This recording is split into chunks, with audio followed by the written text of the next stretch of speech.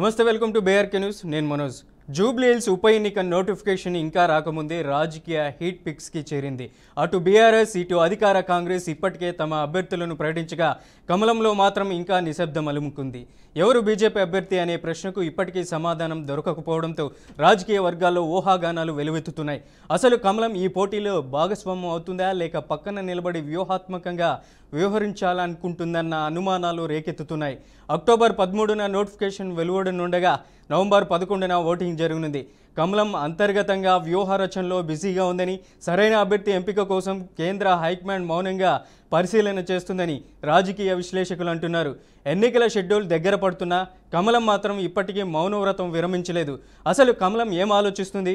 చివరి నిమిషంలో బరిలోకి దిగుతుందా, లేక ఈ పోరును ఇతరుల మధ్య సాగనిస్తుందా అన్న ప్రశ్నల చుట్టూ ఇప్పుడు తెలంగాణ రాజకీయాలు ఉత్కంఠంగా ముడిపడ్డాయి. ఇక బీఆర్ఎస్ ఇప్పటికే మాజీ ఎమ్మెల్యే మాగంటి గోపీనాథ్ మృతి తర్వాత ఆయన భార్య మాగంటి సునీతను అభ్యర్థిగా రంగంలోకి దింపింది. ఇక కాంగ్రెస్ అభ్యర్థిగా నవీన్ యాదవ్ను ఫీల్డ్లోకి దించింది. రెండు పార్టీలు దూసుకెళ్లేలా ప్రచారం మొదలుపెట్టగా బీజేపీ మాత్రం అభ్యర్థి ఎంపికలోనే చిక్కుపోయినట్లు కనిపిస్తుంది. పార్టీ వర్గాల సమాచారం ప్రకారం జూబ్లీ హిల్స్ నుంచి 6 పేర్లు పరిశీలనలో ఉన్నాయట. వారిలో 4 మహిళా అభ్యర్థులు ఉండటం విశేషం. ఎంపికపై కేంద్ర నాయకత్వం చివరి నిర్ణయం తీసుకోనుంది. ఏఐఎంఎం మాత్రం ఈ పోటీలో పాల్గొనకుండా ఎంఐఎం పార్టీ ఈ పోటీలో వెనక్కి నిలిచిపోయింది. కాంగ్రెస్కు పరోక్షంగా మద్దతు ఇవ్వవచ్చనే ప్రచారం వినిపిస్తుంది. దాంతో ఈ బైపోలులో ప్రధాన పోరు బీఆర్ఎస్ వర్సెస్ కాంగ్రెస్గా మారే అవకాశాలు స్పష్టమవుతున్నాయి. జూబ్లీ హిల్స్ ఉప ఎన్నికపై నగర ఓటర్లు కూడా పెద్ద ఎత్తున చర్చలు జరుపుతున్నారు. మౌలిక వసతుల సమస్యలు, రోడ్ల పరిస్థితి, మురికివాడల అభివృద్ధి, మున్సిపల్ సేవల లోటు వంటి అంశాలపై ప్రజల ఆగ్రహం కనిపిస్తుంది. కాంగ్రెస్ ప్రజాభిమానం అనే నినాదంతో ప్రచార బాట పట్టగా బీఆర్ఎస్ మాత్రం అభివృద్ధి హామీలతో ఓటర్లను ఆకట్టుకునే ప్రయత్నంలో ఉంది. ఇక కమలం మాత్రం వ్యూహాత్మకంగా మౌనంగా ఉందని రాజకీయ విశ్లేషకులు చెబుతున్నారు. ఈ ఎన్నికలో బీజేపీ పెద్దగా ప్రభావం చూపకపోయినా ఓటు శాతం విభజన ద్వారా ఫలితంపై ప్రభావం చూపే అవకాశం ఉందని చెబుతున్నారు. కాబట్టి ఈ జూబ్లీ హిల్స్ ఉప ఎన్నిక కేవలం స్థానిక పోరు మాత్రమే కాదు, హైదరాబాద్ రాజకీయ భవిష్యత్తుకు సూచికగా కూడా నిలవనుంది. జూబ్లీ హిల్స్ ఉప ఎన్నిక నోటిఫికేషన్ ఇంకా రాకముందే రాజకీయ హీట్ పిక్స్కి చేరింది. అటు బీఆర్ఎస్, ఇటు అధికార కాంగ్రెస్ ఇప్పటికే తమ అభ్యర్థులను ప్రకటించగా కమలంలో మాత్రం ఇంకా నిశ్శబ్దం అలుముకుంది. ఎవరు బీజేపీ అభ్యర్థి అనే ప్రశ్నకు ఇప్పటికీ సమాధానం దొరకకపోవడంతో రాజకీయ వర్గాల్లో ఊహాగానాలు వెలువెత్తుతున్నాయి. అసలు కమలం ఈ పోటీలో భాగస్వామ్యం అవుతుందా, లేక పక్కన నిలబడి వ్యూహాత్మకంగా వ్యవహరించాలనుకుంటుందన్న అనుమానాలు రేకెత్తుతున్నాయి. అక్టోబర్ 13న నోటిఫికేషన్ వెలువడనుండగా నవంబర్ 11న ఓటింగ్ జరగనుంది. కమలం అంతర్గతంగా వ్యూహ రచనలో బిజీగా ఉందని, సరైన అభ్యర్థి ఎంపిక కోసం కేంద్ర హైకమాండ్ మౌనంగా పరిశీలన చేస్తుందని రాజకీయ విశ్లేషకులు అంటున్నారు. ఎన్నికల షెడ్యూల్ దగ్గర పడుతున్నా కమలం మాత్రం ఇప్పటికీ మౌనవ్రతం విరమించలేదు. అసలు కమలం ఏం ఆలోచిస్తుంది? చివరి నిమిషంలో బరిలోకి దిగుతుందా, లేక ఈ పోరును ఇతరుల మధ్య కొనసాగిస్తుందా అన్న ప్రశ్నల చుట్టూ ఇప్పుడు తెలంగాణ రాజకీయాలు ఉత్కంఠగా ముడిపడ్డాయి. ఇక బీఆర్ఎస్ ఇప్పటికే మాజీ ఎమ్మెల్యే మాగంటి గోపీనాథ్ మృతి తర్వాత ఆయన భార్య మాగంటి సునీతను అభ్యర్థిగా రంగంలోకి దింపింది. ఇక కాంగ్రెస్ అభ్యర్థిగా నవీన్ యాదవ్ను ఫీల్డ్లోకి దించింది. రెండు పార్టీలు దూసుకెళ్లేలా ప్రచారం మొదలుపెట్టగా బీజేపీ మాత్రం అభ్యర్థి ఎంపికలోనే చిక్కుకుపోయినట్లు కనిపిస్తుంది. పార్టీ వర్గాల సమాచారం ప్రకారం జూబ్లీ హిల్స్ నుంచి 6 పేర్లు పరిశీలనలో ఉన్నాయట. వారిలో 4 మహిళా అభ్యర్థులు ఉండడం విశేషం. ఎంపికపై కేంద్ర నాయకత్వం చివరి నిర్ణయం తీసుకోనుంది. ఎంఐఎం మాత్రం ఈ పోటీలో పాల్గొనకుండా కాంగ్రెస్కు పరోక్ష మద్దతు ఇవ్వవచ్చనే ప్రచారం వినిపిస్తుంది. దాంతో ఈ బైపోలులో ప్రధాన పోరు బీఆర్ఎస్ వర్సెస్ కాంగ్రెస్గా మారే అవకాశాలు స్పష్టంగా కనిపిస్తున్నాయి. ఇక జూబ్లీ హిల్స్ ఉప ఎన్నికపై నగర ఓటర్లు కూడా పెద్ద ఎత్తున చర్చలు జరుపుతున్నారు. మౌలిక వసతుల సమస్యలు, రోడ్ల పరిస్థితి, మురికివాడల అభివృద్ధి, మున్సిపల్ సేవల లోటు వంటి అంశాలపై ప్రజలు ఆగ్రహం కనిపిస్తుంది. కాంగ్రెస్ ప్రజాభిమానం అనే నినాదంతో ప్రచారం బాటపట్టగా బీఆర్ఎస్ మాత్రం అభివృద్ధి హామీలతో ఓటర్లను ఆకట్టుకునే ప్రయత్నంలో ఉంది. ఇక కమలం మాత్రం వ్యూహాత్మకంగా మౌనంగా ఉందని రాజకీయ విశ్లేషకులు చెబుతున్నారు. ఈ ఎన్నికలో బీజేపీ పెద్దగా ప్రభావం చూపకపోయినా ఓటు శాతం విభజన ద్వారా ఫలితంపై ప్రభావం చూపే అవకాశం ఉందని చెబుతున్నారు. కాబట్టి ఈ జూబ్లీ హిల్స్ ఉప ఎన్నిక కేవలం స్థానిక పోరు మాత్రమే కాదు, హైదరాబాద్ రాజకీయ భవిష్యత్తుకు సూచికగా కూడా నిలవనుంది. ఇక ఇదే అంశంపై మనతో చర్చించడానికి వరంగల్ బీజేపీ అధ్యక్షుడు గంటా రవికుమార్ ఉన్నారు. గంటా రవికుమార్ గారు, నమస్తే. నమస్తే అండి. గంటా రవికుమార్, ఇప్పుడే మనం జూబ్లీహిల్స్ ఉప ఎన్నికపై ప్రధాన పార్టీలు నువ్వా నేనా అంటూ తలపడుతున్నటువంటి సందర్భంలో బీజేపీ ఇంకా అభ్యర్థిని కూడా పోటీలో నిలవనటువంటి పరిస్థితి అయితే ఉంది. తాజాగా బీజేపీ చేసిన హాట్ కామెంట్స్ కూడా మనం చూస్తున్నాం. ఈ ఎంపీ ధర్మపురి అరవింద్ కూడా కీలక వ్యాఖ్యలు చేశారు. బొంతు రామ్మోహన్కి టికెట్ ఇస్తే, ఆయన ఏబీవీపీ కార్యదర్శిగా కూడా ఉన్నారు, ఆయన టికెట్ ఇస్తే గెలుపు అవకాశాలు సునాయాసంగా ఉండే అవకాశం ఉందంటూ కూడా అంటారు. మీరు ఏం చెప్తారు? అండి, తను ఒక ఎంపీగా సీనియర్ నాయకుడుగా వారి అభిప్రాయాన్ని చెప్పడం జరిగింది. భారతీయ జనతా పార్టీ రాష్ట్ర కోర్ కమిటీ సమావేశంలో అందరి అభిప్రాయాలను తీసుకొని ఎవరైతే సరైన అభ్యర్థిని చూసి నిర్ణయం తీసుకుంటారు. వారి పర్సనల్ వ్యక్తిగత అభిప్రాయాన్ని వారు వెలువచ్చడం జరిగింది.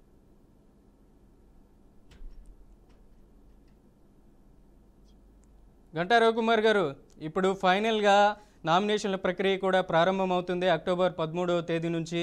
ఇక కేవలం ఉన్నది కూడా 4 డేస్ మాత్రమే. ఈ గ్యాప్లో అయినా అభ్యర్థిని ప్రకటించే అవకాశం ఉందంటారా బీజేపీ పార్టీ నుంచి? ఖచ్చితంగా అండి, ఈ 2-3 రోజులలో అభ్యర్థిని ప్రకటిస్తారు. ఎందుకంటే భారతీయ జనతా పార్టీ వైపు తెలంగాణ ప్రజలు చూస్తున్నారు కాబట్టి. ఇప్పుడు జరుగుతున్న ఉప ఎన్నికలలో చాలా పోటీ ఉంది. దాదాపు గట్టి క్యాండిడేట్లు దాదాపు 6 వ్యక్తులు భారతీయ జనతా పార్టీ నుంచి టికెట్ ఆశిస్తున్నారు. కాబట్టి వాళ్ళందరినీ కూర్చోబెట్టి సమన్వయం చేసి ఎవరికో ఒకరికే టికెట్ ఇవ్వాల్సి వస్తుంది. కాబట్టి ఆ ఒక్క అభ్యర్థిని ఈ 2-3 రోజుల్లో ప్రకటించే అవకాశం ఉంది. ఓకే. అలాగే గత ఎన్నికల్లో కూడా 2023లో జరిగినప్పుడు మీ బీజేపీ పార్టీ తరపున లంకా దీపక్ రెడ్డి హైదరాబాద్ బీజేపీ అధ్యక్షుడిగా ఉన్నారు, ఆయన పోటీలో నిలిచారు. ఈసారి ఆయనకి అవకాశాలు ఏమైనా ఉండేటట్లు కనిపిస్తున్నాయా? ఇంకా తెర మీదకి ఎవరెవరి పేర్లు వినిపించే అవకాశం ఉందంటారు? అది రాష్ట్ర పార్టీ నిర్ణయం అండి. దీపక్ రెడ్డి గారు అయితే ప్రస్తుతం వారు జిల్లా అధ్యక్షులుగా పార్టీ సంస్థాగత పనుల్లో నిమగ్నమై ఉన్నారు.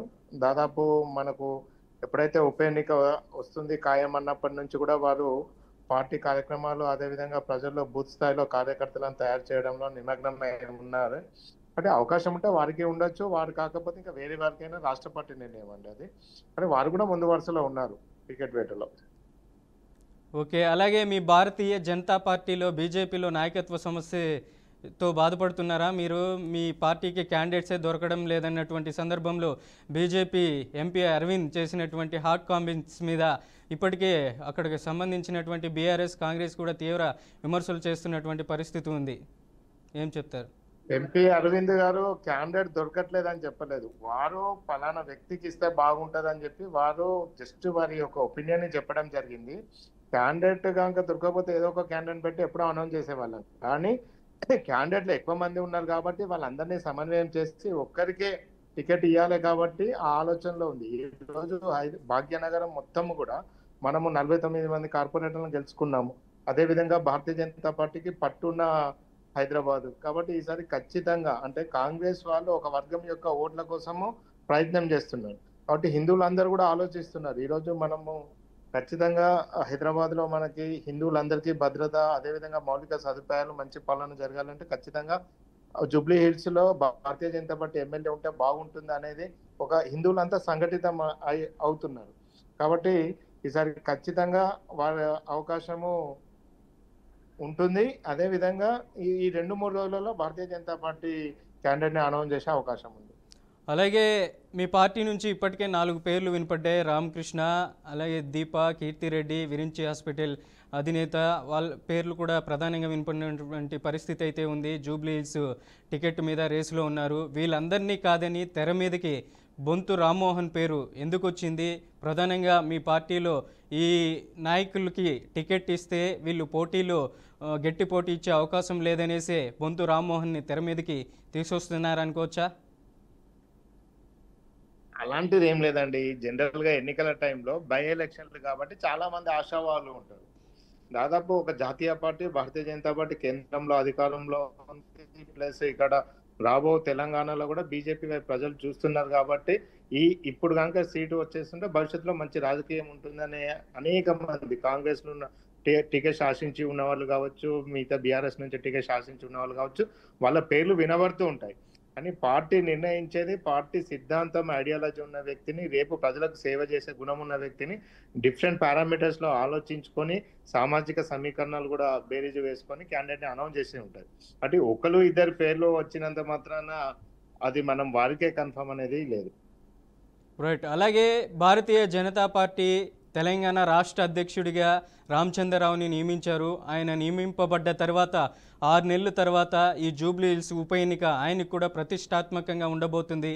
ఇది ఎటువంటి ఆయన విజయం సాధించే అవకాశం ఉందంటారు? మీ పార్టీ ఏమైనా ప్రభావం చూపే అవకాశం ఉందంటారా జూబ్లీ హిల్స్ ఉప ఎన్నికల్లో?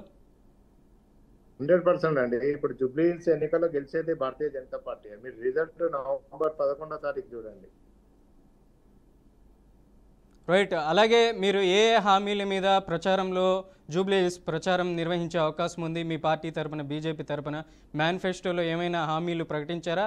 జూబ్లీ హిల్స్లో ప్రధానంగా ఉన్నటువంటి అక్కడ ప్రజలు సమస్యల మీద, స్థానికంగా ఉన్నటువంటి అక్కడ ఇప్పుడే ఇబ్బంది పడుతున్నటువంటి ఉన్నారు బోరుబండ, ఎర్రగడ్డ, అలాగే రెహమాత్ నగర్, వెంగళరావు నగర్, ఇట్లా 6 ప్లేసెస్లో జూబ్లీ హిల్స్ నియోజకవర్గం ఉంది. దాదాపు 3,98,000 మంది ఓటర్లు ఉన్నారు. కేవలం అక్కడ 50% మాత్రమే ఓటింగ్ నమోదవుతుంది ప్రతిసారి. అయినా అక్కడ ఉన్నటువంటి సామాజిక ప్రజలు తీవ్ర ఇబ్బందులు పడుతున్నటువంటి పరిస్థితుల్లో మీ పార్టీ ఏ హామీతో జూబ్లీ హిల్స్ ఉప ఎన్నికల్లో పోటీ చేస్తుంది? రాష్ట్ర ప్రభుత్వము సంక్షేమ పథకాలు కానీ, అభివృద్ధి వైపు కానీ గత 21 నెలల నుంచి కూడా ఈ రాష్ట్రంలో చేసింది ఏ దాఖలాలు లేవు. ఎక్కడైనా రాష్ట్రంలో కానీ, మెట్రోపాలిటన్ సిటీస్ లో కానీ ముఖ్యంగా అభివృద్ధి జరుగుతుంది అంటే అవి కేంద్ర ప్రభుత్వం నరేంద్ర మోడీ గారు పంపిస్తున్న నిధులతోనే అభివృద్ధి జరుగుతుంది. ఈ రోజు ప్రజలందరూ కూడా ఈ కాంగ్రెస్ ప్రభుత్వము తెలంగాణ రాష్ట్రం వచ్చిన తర్వాత కేవలం డబ్బు సంచులు మూటగట్టి కాంట్రాక్టర్లతోని మూసినది, అభివృద్ధి పేరుతోని, హైడ్రా పేరుతోని వ్యాపారస్తులను బెదిరించి డబ్బులను వసూలు చేసి కేవలం ఢిల్లీకి పంపించే దాంట్లోనే ఎక్కువ శ్రద్ధ చూపెడుతున్నారు. కాంగ్రెస్ ప్రభుత్వానికి ప్రజలకు సేవ చేసే ఆలోచన ఎక్కడ కూడా లేదు. చాలా వరకు మధ్యతరగతి కుటుంబాలు కానీ, బస్తీలు కానీ దాదాపు వాళ్ళ మౌలిక సదుపాయాలు ఇచ్చే పరిస్థితి కనిపించట్లేదు. కాబట్టి ఇక్కడ ప్రతిపక్ష పార్టీకి సంబంధించిన ఎమ్మెల్యే, అది కూడా ప్రజల కోసం మాట్లాడే భారతీయ జనతా పార్టీ ప్రజల కోసం ఎన్నో ధర్నాలు చేసింది, ఎన్నో ఉద్యమాలు చేసింది. కాబట్టి అలాంటి ప్రతిపక్ష పార్టీ ఉన్న భారతీయ జనతా పార్టీ అభ్యర్థిని గెలిపిస్తేనే బాగుంటుంది అనేది జూబ్లీ హిల్స్ ప్రజలు కోరుకుంటున్నారు. ఇక్కడ ఒకటే మా మేనిఫెస్టో, ఉప ఎన్నికలలో ప్రత్యేకమైన మేనిఫెస్టో ఉండదు. జనరల్ గా ఈ జూబ్లీ హిల్స్ లో ఉన్న నియోజకవర్గంలో ఉన్న సమస్యల పైన వాటిని పరిష్కారం కోసం భారతీయ జనతా పార్టీ పనిచేస్తుందనే ఒక నినాదంతో ప్రజలకు ఓటు అడగడానికి భారతీయ జనతా పార్టీ కార్యకర్తలు డోర్ టు డోర్ క్యాంపెయిన్ చేస్తారు. రైట్. అలాగే మీ పార్టీకి సంబంధించినటువంటి కేంద్ర మంత్రి బండి సంజయ్ కూడా కీలక వ్యాఖ్యలు చేశారు.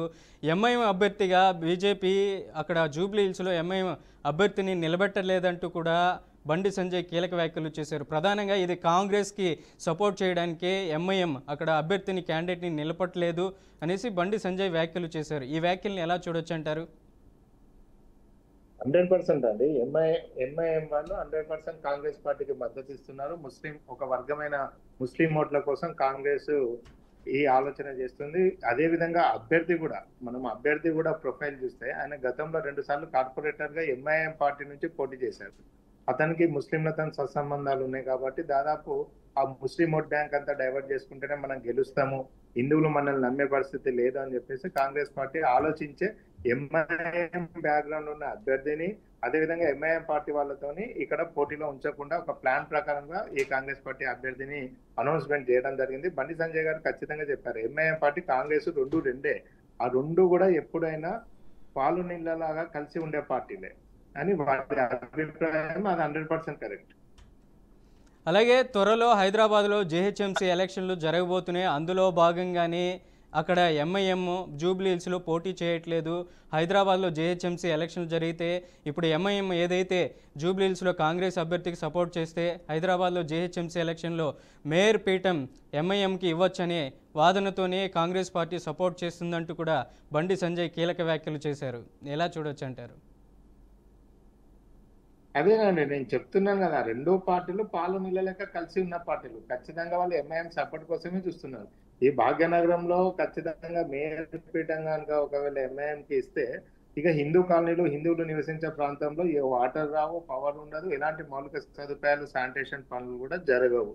అది కాంగ్రెస్ పార్టీ ఎంఐఎం సపోర్ట్ తోని మళ్ళీ జిహెచ్ఎంసీ కైవసం చేసుకోవాలనే ఒక ఆలోచనతో చేస్తుంది. ఆ 2 పార్టీలు ఒకటే, కానీ వాళ్ళకి కలనే ఈసారి జరగబోయేది జిహెచ్ఎంసీ మేయర్ పీఠం మీద భారతీయ జనతా పార్టీ మేయర్ అభ్యర్థి ఉంటారు.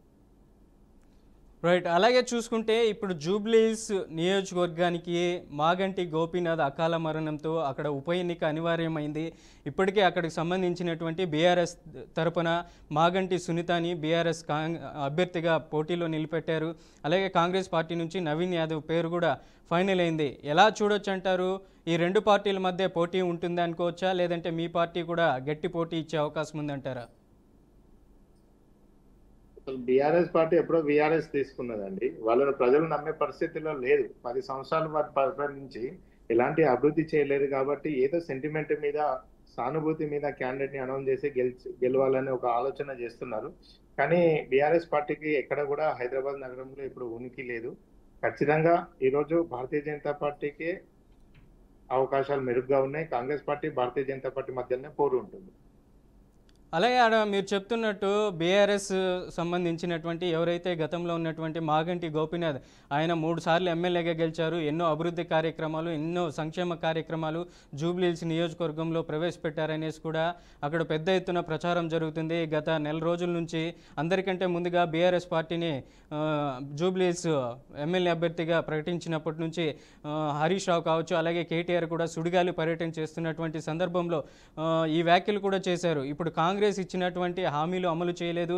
బీజేపీ, కాంగ్రెస్ రెండు దొందే. ఇప్పుడు బీఆర్ఎస్ మేము గతంలో ఎన్నో హామీలు ఇచ్చాం. ఆయన మాగంటి గోపీనాథ్ ఆయన అకాల మరణం తర్వాత మాగంటి సునీతని రేసులో నిలబెట్టాం.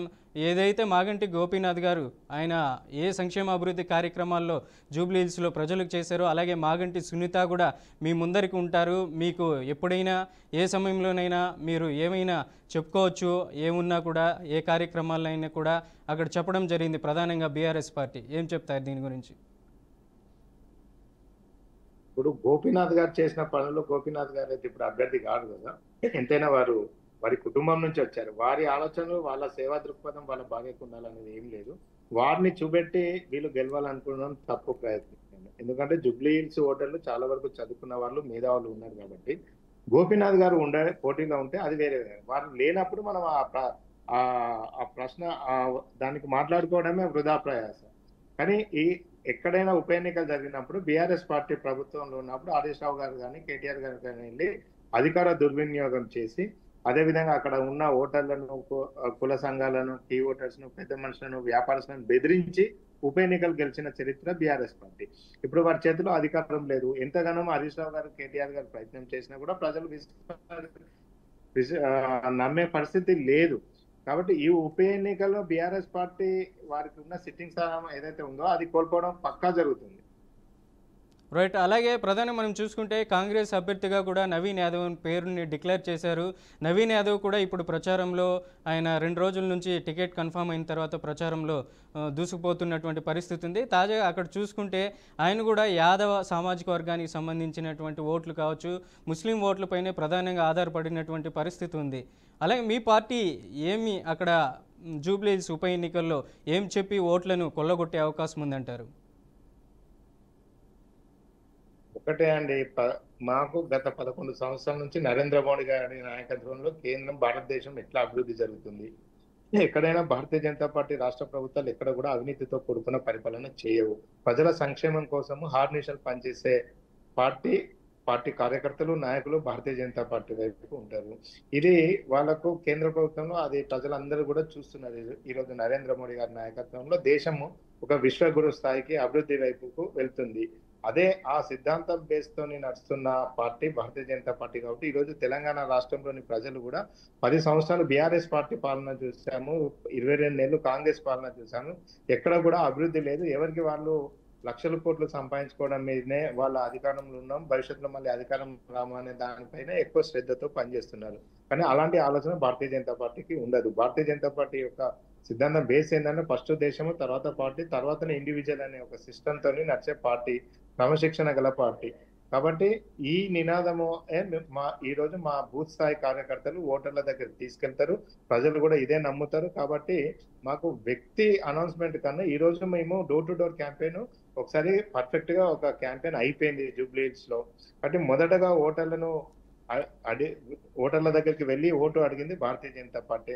రేపు అభ్యర్థి అనౌన్స్మెంట్ అయిన తర్వాత కూడా మేము దాదాపు నగరంలో అంటే మిగతా నియోజకవర్గం నుంచి కార్యకర్తలు, అదేవిధంగా స్థానిక కార్యకర్తలు అందరూ కలిసి ఓటర్ని ప్రతి రోజుకి 2 సార్లు కలిసే విధంగా ప్రణాళికలు చేస్తూ ముందుకు వెళ్తున్నాం.